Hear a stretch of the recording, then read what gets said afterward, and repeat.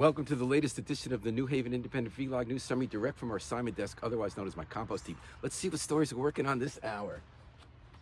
Oh, I got my bamboo facial tissues because I'm going to start crying any minute. I read the saddest thing in the Connecticut Mirror about one of our legislators, so I need the tissues. His name's Bob Duff.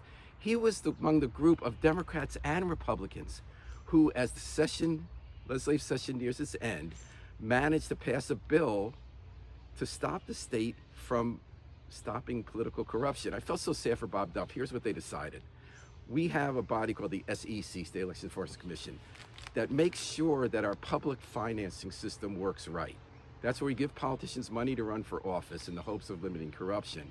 And they have to prove that they have a number of small donors who support them to qualify.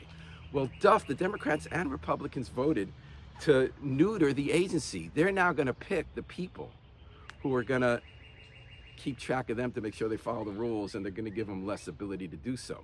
Well, Duff said something. I have to read it out loud. It was so moving about why he did it. Duff said on the floor, "Sometimes it's like walking through mud, and I think that's what frustrates me. We had an instance where SEC literally knocked on the doors of people in a community that gave $5 donations to make sure they were real.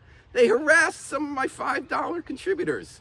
Okay, I'm not really going to be crying. I'm going to save these tissues. The whole point of the law is you got to get $5 contributors so that we can give you tens of thousands of dollars.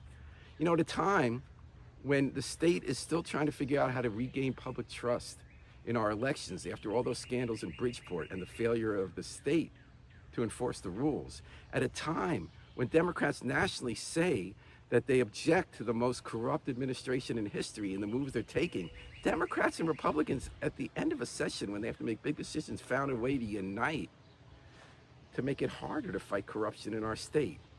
Not buying it. And boy, are they punting.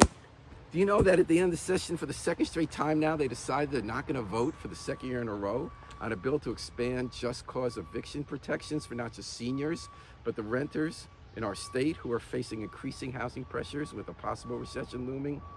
Where are their priorities? Well, they have a chance to do one thing right. It may have to do with ties. I'm glad to have these ties because these ties don't choke me unless I tie too tight, and I don't wear them anyway. But at the Capitol, a bunch of Connecticut and New Haven teachers and students had zip ties put on by the Capitol Police. They were there to protest.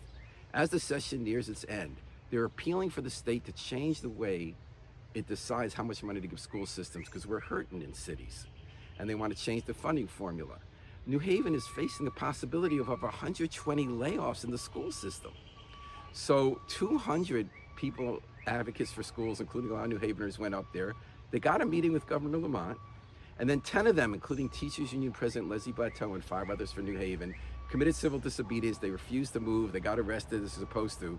I just don't get the zip tie part, but way to go for speaking up. Well, New Haven has a big end of the year budget, fiscal year budget vote coming up this coming week. It's not as controversial, our budget this year.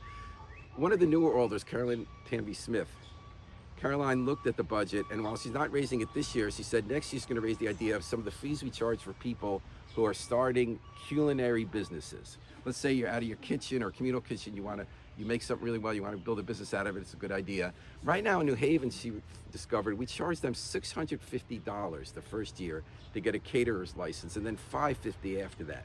That's a lot more than anywhere else, and that actually makes a difference in the ability to start that kind of business. In Hartford, they charge only $250.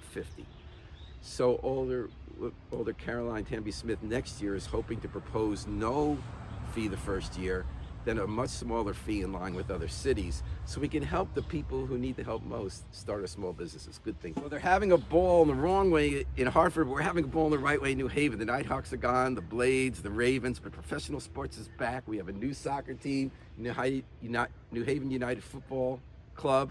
They're 2-1 already. They're 2 out of 3. We've just begun. Well, look what I found here deep in the compost, a penny. We're not going to find a lot more of those. You might have read this week that the federal government is going to stop making pennies. It's not cost effective. Instead, we're switching to the federal government promoting corrupt meme coins, currency that's really near nothing except for the hucksters who sell them, including the most corrupt president in history, who is now using his office to make billions of dollars more for him and his family with meme coins. You can take that to the bank. Until next time, this New Haven Independent Vlog News Summary. Remember, always pick up and recycle your trash while we still can.